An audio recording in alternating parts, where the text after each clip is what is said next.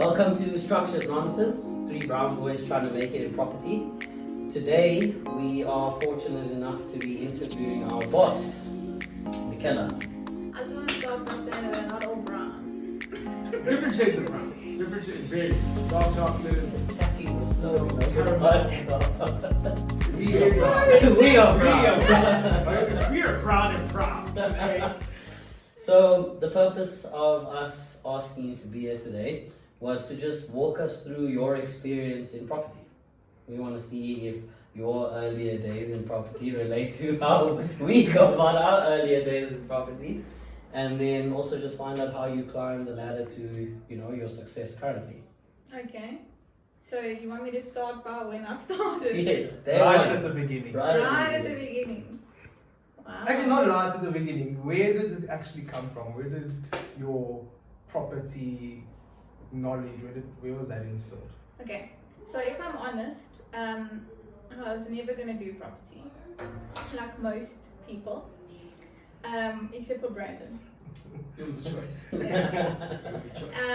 I studied finance, and then after studying, I needed to find a job. I wasn't allowed to take a break. So obviously, naturally, my dad was in property, and he kind of directed me into property. And I started off as a PA to the CEO of Cavalieros, where we're going to move to. And then I just started enjoying it, and I moved from a PA. Then I was part of the management team for shopping centres. Then I left Cavalieros. I went into auctions. That was an interesting time of my life. I started at Brawl Auctions. I didn't do much for the first year. Like I tell everyone, you just mess around a lot of the time. And I was young, so I literally it was like a holiday. So that's an excuse for me. No. But it was like a holiday. Think of it when you're young and it's maybe your first or second job, and you don't really have working hours. No one's really watching over you. So I would go into work, do a few phone calls, go for lunch. So commission based. Yeah. So you're on a commission based holiday. Yes. Cool. That makes sense. That makes sense. And then I put in effort, but I didn't put in a lot of effort. So in the beginning, so I'd do the few calls, go look at a few properties. I had no idea what I was doing. I didn't even know how to value a property. And the more I tried to learn how to value a property, the more I had no idea what I was doing. And then eventually I realized after a year that you actually have to work to make money. And if you're not working, you broke. So then I started working a bit harder. And I think when I moved to Galeti. And when I moved to Galeti, I really found myself. I was given the opportunity to just do whatever I wanted to do in terms of growing as an individual and moving into spaces that I wanted to move into. I wasn't micromanaged, and that's why I'm very set on not micromanaging anyone, because I feel like it keeps you in a box. And I realized that quickly when I got to Galeti, I was run wild, run free, do what you need to do. And I had a really good support from my CEO at that time. And I learned what I learned there in 4 or 5 months. I hadn't learned anywhere else in 3 or 4 years. And then once I got the hang of it, I learned how to do valuations. I learned how to speak to people on the phone, and I just started networking. And I think once you learn how to do the basics in property, which is your valuations, speaking to people on the phone, understanding different assets, your confidence just shoots up. So I was on a roll after that. I was selling properties. I sold I think 4 properties in 1 month or 2 months that I'd never done before. I think while I was at my old company, I sold about 3 properties in 4 years or 3 years. So yeah, and that's basically what happened. So let's start from the beginning then. You are a PA at Cavalieros. What exactly was the moment where you're no, actually, I want to branch out from this and let's move into more trying to sell, more trying to learn? What was that like moment? Were you curious about learning about property? Because I assume you were earning a salary at that stage. Yes. Were you curious about property because, I assume, from going from a paid job to a job you don't really know when you're getting your money, there has to be some level of interest at least. Yeah, so look, at Cavalieros I also learned a lot, and I had Penny as like my mentor. I think more than just property, she's a strong individual and a strong woman, and she taught me a lot. But was I interested in property when I moved into a non-salary job? I think I always had my father telling me that, you know, from a young age, is that a commission job is the best job you can have because it's uncapped. You can earn as much as you want, and there's no limit to what you earn. And a lot of the times you end up earning more than your boss. So with the salary job, he is an entrepreneur, and he always has been in whatever. So yeah, I think I just grew up in that environment. And as hard as you work is the amount of money you're gonna make.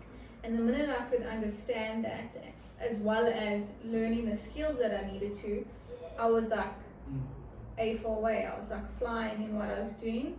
And also with the confidence, I made many contacts. Like I would be out there meeting people, going for coffees, giving people advice on their properties, and just keeping that momentum going. And also once you like sell your first property and your second property and it starts to flow, your confidence just flows with that. And then you just become unstoppable. But also I think your mindset needs to be in a space where you're ready to work. Yeah. Because you literally have to work extremely hard in the beginning to build those networks and build those contacts and learn the skill that you need to become successful. So your experiences at Brawl. So now that's your next step. What is your experiences at Brawl? Because you already highlighted you were on a com-based vacation. Yes. So Brawl, yeah, I mean, it was interesting. Obviously I had a strong personality. I still do, and my boss at the time had a strong personality, so we clashed a lot. I'm very vocal in my opinions and what I believe is right and wrong, and yeah, so I think in that sense I clashed. In the sense of learning, I did learn a lot. I learned how to fight for commission. When you went on vacation. Yeah. And when I wasn't working that hard, I mean, I think I wasn't taking it as seriously either. So experience wise, like, yeah, it was just a job. And in the beginning, like I said, you just don't put in as much effort, and you try, you like make a brochure here and there, you do a few calls, and once you've done like 20 calls, which you guys do a weekly thing, but I was still doing it a daily thing. I was like, cool, I'm done for the day. 3 o'clock, pack up, go. Who knows what I was doing, going to meet my friends. I was like still young, going for lunch, whatever the case is. So that was basically it. So if you had to, just out of interest, if you had yourself to manage at that age, what would you have done? That was going to be my next question. Just me leaving at 3 o'clock every day and going for lunch and all this stuff, I can't imagine what you do to me. Yeah, no. So, well, I mean, you sat at home for the last few days looking after your dog, and I didn't do anything. So. Dog comes first. Okay, let's rephrase it. Michela sitting in front of us now. Yes. How would you go and manage Michela that worked at Brawl? I literally don't think I could manage her. I wasn't manageable. And that's what changed a lot. It's like Kanye West. I have no manager. No one can manage me. And it's actually the truth, because like I say, when I went to Galetti, I never had someone breathing down my back. Well, obviously there were a few, but the main decision makers and the people that guided me and taught me weren't breathing down my back. So I had that openness to do what I wanted to, and I find that with a lot of entrepreneurial minds, when you box them in, they can't go anywhere and they feel stuck. The minute you allow them the freedom, they perform.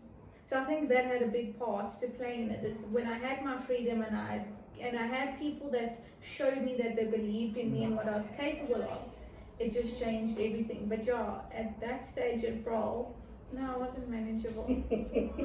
I was also young, so like I was more feisty than I am. Now I'm more calculated in the way I react to things, believe it or not. Sometimes she'll throw the calculator out And I had a different mindset. I definitely wasn't like you. No one is. Don't worry.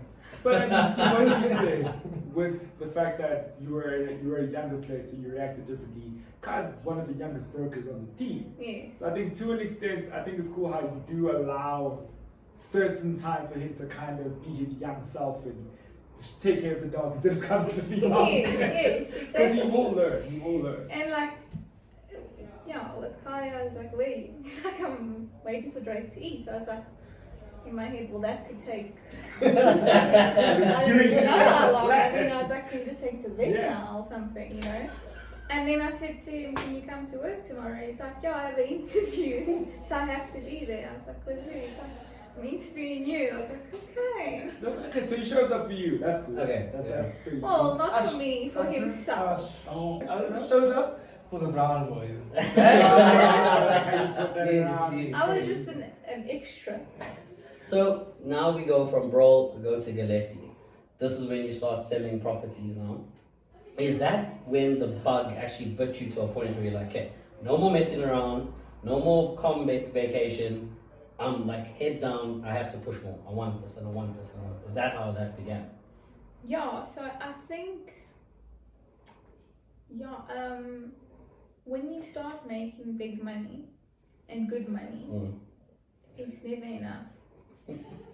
Like a bug. It hits you, you're like, yeah. You can't go back to like the This is normal game. You lifestyle. can't go Yeah. back. So you make whatever. And I was actually telling someone this, like, when I first sold a property, I made like 100 grand. My first ever deal was in Benrose. I'll never forget, and I thought I was balling. Yeah. And then as you start making more money, I look back and 100 grand is like, I would have anxiety if I was making that now. But it's all where you are in your journey.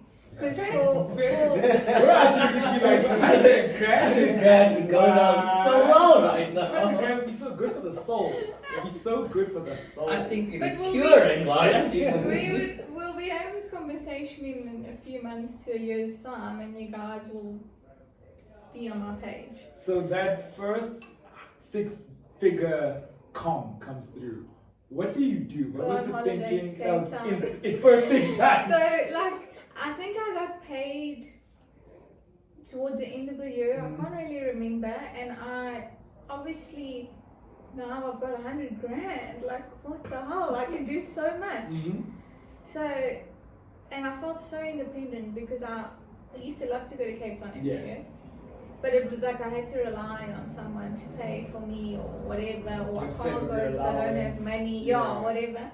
So I'll never forget, I booked a holiday to Cape Town, and I got there, and then I was seeing this guy at this time, and then he was in Cape Town, and then he was leaving to Durban. But I liked him so much that I had paid, and at that time I think I paid like 15 grand for the accommodation, which was a lot. And I just stayed there for 3 days, and then I left, and I booked a ticket to Durban. And I left. Incredible. My mom always says there's no romance without finance. So you Yeah. have to finance the And I was like all in. I was like, okay, I need to book a ticket to Durban. Booked my ticket, and off I went to Durban. So how Left quickly did that money actually go? Look, I was still like, I've always been a student with my money. Try that again. I've always been a student with my money. Like, it's been instilled from a young age to save. It's like, the rule is you make whatever you make, and you only allowed to spend 10% of it. Okay. And so that way you still always cash flush. You're never in a negative. But I said it also depends on like what your expenses are in the month. But actually spending, like just splashing out on whatever you want, 10%. Obviously that holiday was more. That's what I was getting to. I was like, I appreciate the lesson, but now let's go back to the Accommodation question. was 15%. Yeah. Flight to Durban was another check as well. And I lost the flight back from Cape Town to Joburg. Okay, so it was No, like so I 50%. think I blew it in about 4 months, 5 months. That's still strange. That's not bad. That's a lot. That's still strange. Yeah, I'm extreme. I could do 100 grand in a weekend. Yeah, but you're a boy. A male, sorry. So I'm extreme, but I'm still in everything I do. Even now, if I like really go and have a proper spree on whatever, I've already calculated I need X amount of money in my bank account every month. So I'll never go over that limit. Okay. So then now the ball starts rolling, start selling these properties, making more and more money. When does the decision begin now to open your own company, branch out on your own? Sorry if I offend anyone, but so basically, when I moved to Gillette, I helped basically build the auction division, which was like a lot of effort and whatever. I think myself and one other broker knew about auctions and no one else did. So we, from the beginning all the way to the end, built it up. And then I ended up not getting along with the people that they had employed there to run the division. Had a few altercations. Physical altercation. No, just screaming matches. And then I went to my superior at the time and I just told him, he knew me really well and how to handle me. And I told him what happened and he's like, okay. And I was like, look, no, I think I'm going to leave or whatever. And then, yeah, I left. From then, did you leave knowing that did you kind of go freelance or did you leave? Yeah, I just left. Okay, but did you have the plan, I'm going to go open up DG property right now when I walk out the door? I mean, it was a dream, but it wasn't like cemented. Like I didn't know how I was going to do it or like with what capital and stuff like that. It was just, I actually met Natalie, one of my friends, and she came up with the idea. So I always wanted to end up with my own brokerage, but people used to be like, oh, you need more experience, oh, you need better networks, whatever. So every time I was going to start it, I got advice that it wasn't right to start it yet, which was the right advice, because when I look back now, I didn't know much when, like the first time I said, okay, I'm leaving my job, I'm going to start my own. But anyway, so then Natalie had come to me and said, look, what do you think about doing this? I was like, yeah, it's a great idea. And then I think a few months later, it was open. And then and it's such a funny thing because people like come to me and are like, how do we start, whatever. I'm like, you just have to start. Like there's no book on how to build a business, how to find the right employees, how to do any of it. Like it's just trial and error, literally. Like at some months I was like counting the money in the bank and I was like, I don't know how I'm gonna pay like for anything. But I was never stressed. Okay. But I'm never really stressed about money because I've always been in a position where, for no other reason but thank you, whenever I've needed money, it comes to me. So some months I would sit and be like, okay, well, there's expenses, nothing's been paid, deals have been done. And I was also very blessed in that way. Like when I opened my business, I did like a few really big deals, some of the biggest deals I've done, just by picking up the phone and saying to my clients, listen, I've moved, please help me out. I need a property to sell. Do you have something for me? And all of my good clients were like on board with it and gave me like good stock. And I connected the dots. And at the same time, it was strange because I was setting up this business. I was trying to figure out how it worked. I hired Kaya in his shorts. He didn't even see me. Our offices were a boardroom at that time. We literally all sat in a boardroom at a boardroom table, and then eventually I was like promoted and I got a desk at the back of the boardroom. But yeah, and we just made it work. But there's so many things that you don't realize until you actually physically doing it. So that's why I've said to so many people, just go, just do it. If you don't do it, I can't tell you what's going to happen. Because so many things happen, and there's times where you're like, have I done the right thing? Yeah, like this is hectic. But then you just remind yourself of like what you really want and what you can achieve, like you know you can achieve it, and then you're okay. Yeah. Everything else figures itself out. Better to go and fail than not to do it and sit with it always in your head and could have happened. 100%. And then once DG took off, then it was just amazing from there. So actually, I wanted to say, fast forward to today, DG is obviously your baby. You've looked after that since the start. You now going into Dubai, and you have a couple of other things running. But what is your main focus? Obviously, property is going to be your that's what you specialize in all the time. But what is your main goal as a businesswoman now? So it's funny that you say that, because I always thought property was going to be my everything, because it's all I really knew, and it was what I was good at, and it's what I have done, and I do it really well. I think I learned every necessary skill, from closing a deal to picking up stock, to how to speak to someone on the phone, to how to identify certain things. But now when I look at it, I've realized, obviously growing and whatever, that just running businesses in general is like my thing. Like, I love starting businesses. It's so exciting, it's so much fun, and there's so much. You say like it's a side hobby.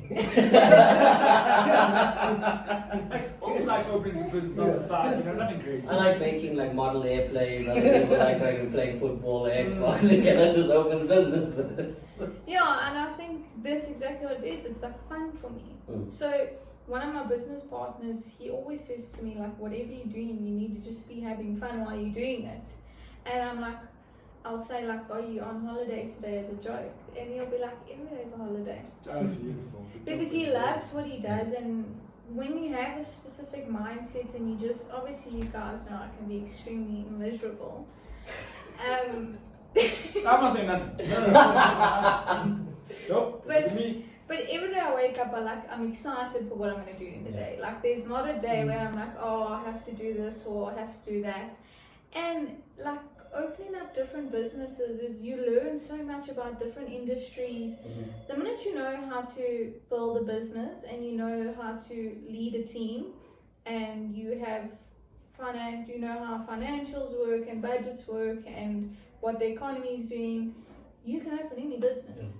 You don't necessarily have to be, and this is my personal opinion, you don't have to be an expert in what business you open. For instance, with the marketing company, I don't know half about marketing that the people that work in that company know. I just run the business because I know how to get the business, or I know the business side of things, but the expertise is not me. I think that's a major key that I've noticed when it comes to you is, you might not have the expertise in the industry, but you're very keen at getting in the people that do have their expertise. So I think your people management is something that's definitely that. Have you always been like that as far as people are concerned, or has it grown over time, where now, as Michela the boss, you know how to manage different individuals and different personalities a lot better? So I've always had a good skill for that. I'll tell you a funny story. When I was at my old company, Galeti, I didn't like the new management, but I've got a really good gift at getting people to be on my side and like me. So I it just happened that once I didn't like them, no one in that team liked them. Influence, they call that. You got influence. My CEO told me at the time, he's like, you've got it's a really good talent, but sometimes you use it in the wrong way, Michela. And I'm like, well, that's perception, you know, that's open to discussion. But yeah, I think I've always been good with people and identifying what makes them tick, or what, you know, how to, you guys probably see I don't speak to everyone in the same way. Yeah. Unless I'm shouting. But I think even if I'm shouting, I shout in different ways to different people, or the way I relay a message or an explanation on how to do something is different for everyone. You know what joke I want to make. You know what joke I want to make, don't you, Kaya?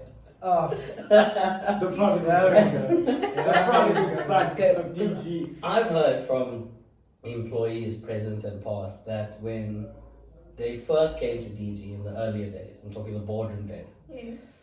you were a lot scarier than you are now. Oh, yes. Not to say that you're not scary. Don't prove me wrong here. But I heard that you used to be a lot more like, don't make eye contact. Yes, very true. Okay, so yeah, I suppose back to your question and with your comment, it is that. So you learn, although I was a good people's person, I probably wasn't the best boss at that stage because I was extremely harsh.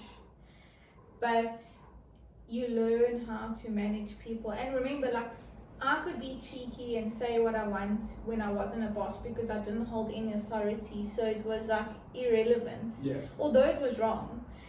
No one was looking up to me, or no one was following in my steps. When I realized that now you are like someone that people are going to look up to, or they exactly, you have to lead by example. So walking in and shouting at people and swearing was just no longer going to be fit.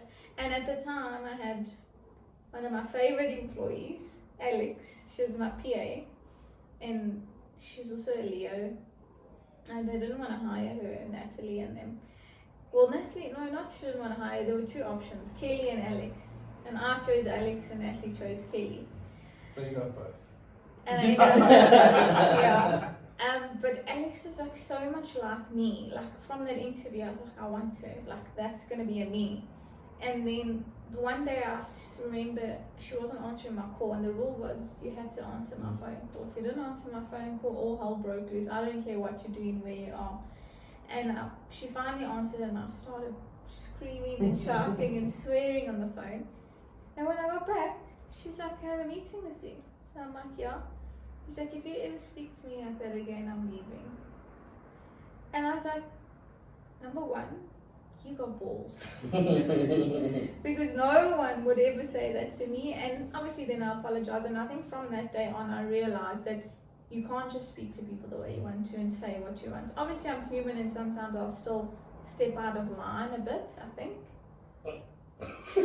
Carry on. But I must say I've improved on those skills. Yes. A lot. And I don't shout a lot anymore, which frustrates me because a lot of people just they laugh at me. Like it's like but now I'm laughing when at to the be thing. hectic and when not to be hectic. I think in our office, we know, even though it doesn't look like it, I think we know when to take you seriously and when not Yeah. to take you seriously. Like 100%. we've learned how to like suss you out from when you walk in, like what you do, and I think we've just Give built me an that. example. You come in on a Friday, and I haven't made enough calls. I know that the only reason I'm going to jog past this sales meeting is if I'm giving you positive feedback. So if you're sitting in that sales meeting and you go, "But then what did you do?" And I give you an answer like, "No, I didn't do anything. I didn't phone. I'm still waiting for feedback," or anything like that. Automatically, I know what's going to come from you is justified. It's 100% justified, but I'm going to be on the burner. But if it's like, there's just like random moments. If we're playing 30 seconds, or if you're asking us a certain type of question, you can kind of see like, okay, she's in a jokey mood, so play it till a line, till a point. Then turn around and pick that phone up. I think there's moments too. I know for me, there was a day where I drove in, and before I got out of the car, Savannah called and said, "Turn the music down. She's not in a good mood. Turn it down. Turn it down." I turned the music down immediately. I was like, "Okay, I know we're walking into that." But she literally called to be like, "Turn it down. Turn it down. Turn it down. It's too loud. It's way too loud." But like with that being said, I think in all honesty, like it needs to be stated that when you are upset, it's not unjustified. Like it's because you've asked something, and as you say, like sometimes you feel like people laugh at you. I don't think we laugh at you as a state of like, "Ha ha ha, she's not going to do anything." But it's just like when you're upset, I feel like it is justified. Maybe not enough calls, maybe you didn't do the right thing, follow the right procedure, whatever the case may be. So I don't think anybody walks away from that interaction. Like obviously we're sweating, like damn, she really had a go at me. But you go back to your desk, you sit down, and you proceed to do what you were supposed to do 2 hours ago, 2 days ago. So what you're telling me is my blood pressure is raised and it shouldn't be raised because you guys should just do it. 100%. But let's not get into that conversation. That's a conversation for another day. days. We're not getting into that. I think for me, like the interesting thing that I'd ask is like for Kaya, for instance. Kaya has known you as the boss, then has become the friendship and grown into that. Whereas for myself and David, it's the other way around, where we know each other for so long, we went from like friend to now boss. So with like what David's saying in terms of when you're not in a good mood or whatever, or where you might think we're laughing at you. I know for me, it's literally a case of if it's justified, I'd never go at you. I understand 1010%. in the moments where it might not be justified, I kind of look at Michela and be like, but I've known you since pre-puberty. You know what I mean? Like, since 11 years old. Like, what are you on about? But she has always been that person. Yes. Like, her personality hasn't really changed Yeah. from then till now. I never used to like her back when we were little. I thought she was just like No one rude. liked me. I thought she was rude for no reason at all. Like, she told me something I'll never forget for as long as I live. I don't know what this is, but For I don't as remember long any of as these I things. live, because I had to go home and think. I had to research. I think it was Civvies Day at school, and I was wearing a pink polo shirt. And Michela out of the blue walks up to me, she goes, "Your shirt's fake." I'm like, "What?" She's like, "Your shirt's fake." Walks away. That's it. Left me with that thought to sit and ponder. That Like, was terrible. but in my head, going, I swear it's not like. I know my mom. Like, why would my mom do me like this and get me a fake shirt? Now I've been called out for it too. Go home, sitting at home now. I'm in pajamas. I'm just staring at the shirt like, what's happening? I never knew myself to wear fake things. Did my research. There are two different polos. There's South African polo and there's Ralph Lauren polo. Oh, so she, I was wearing Ralph so she Lauren. came at you for nothing. She came at me, Yeah. but I never went back and went, by the way, it wasn't fake. I did give the shirt away to my cousin, but still. Never wore it ever again, but still. But that's just her personality. Like, that's just how she During is. school, she used to terrify the life out of me. Like, she chirped me a few times, I always stayed away. After school, when like there's no high school pressure or whatever, I think Michela and I would like bump into each other at like Angie's house or something. I asked her for advice a few times. She took her time out to give me advice. And then later on in life, now she's your boss. Right? Which is It's how really things go. I think the question I'd have is like, what's next for Michela the boss? What is next? What do you, bar the opening of businesses and stuff, like, do you want to get to a place where all the businesses you kind of open are now self-sustaining? You know, you don't really have to impart yourself much? Or is it a case of with DG specifically, you still would want to be very much a part of what's going on, still trying to conduct deals yourself as well? Like, what's next? So I always thought with like DG, I'd always want to be involved in it and run it and whatever. And I think a part of me always wants to, because I can see sometimes when I'm like, okay, let management handle it, I'll chirp in the background and I'm like, Backseat drive. oh, stop Backseat doing drive, it. You've given someone the role, let them do it, and I struggle to Mm. let go. But my view of late is, well, it's been a while now, is as someone that opens and starts businesses, your role is to open the businesses, start them, get them running, and then step back. And you just become a shareholder. And then you have your CEO, your COO, etc., that run the business, and you are not as involved. I think in the bigger decisions, maybe, but overall, like, I like to see people grow. So I feel like within any organization that I open, the people that have done really well and proved themselves should have the opportunity to have a share in that business or to run that business at some stage. I don't want to always be in like, oh, it's Michela's business, oh, whatever the case is. At some stage I would like to like let other people take on those roles and let them shine for what they've accomplished and done, and just be the silent partner in the back. I think I have one final question from my side. Obviously, we have such a fun working environment. It's quite Too fun. it's quite open. It's quite relaxed. We do know when to work, even though you might not always see it. We do know when to work. What was your reasoning for that? Why is an office space being so kind of fun and free and things like that? Why is that important to you? Why do you emphasize that? So I think that, again, from my experiences in work and with different different offices I've worked in, when I started my business, everything I didn't want from those experiences I had, I did differently in my company. So everything you see here is what I thrived in.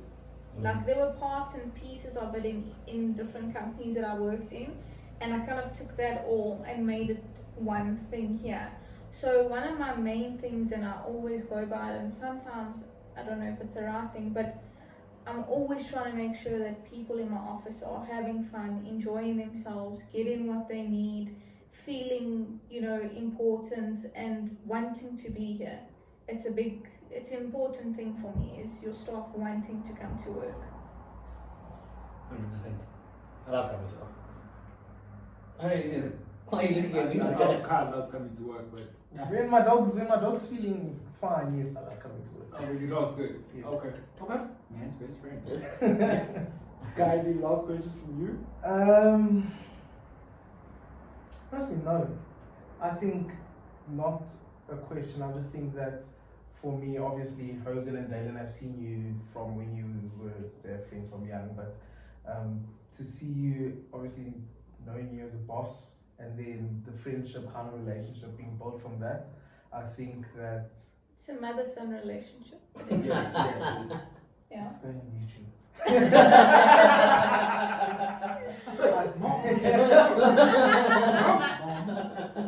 Very think embarrassing.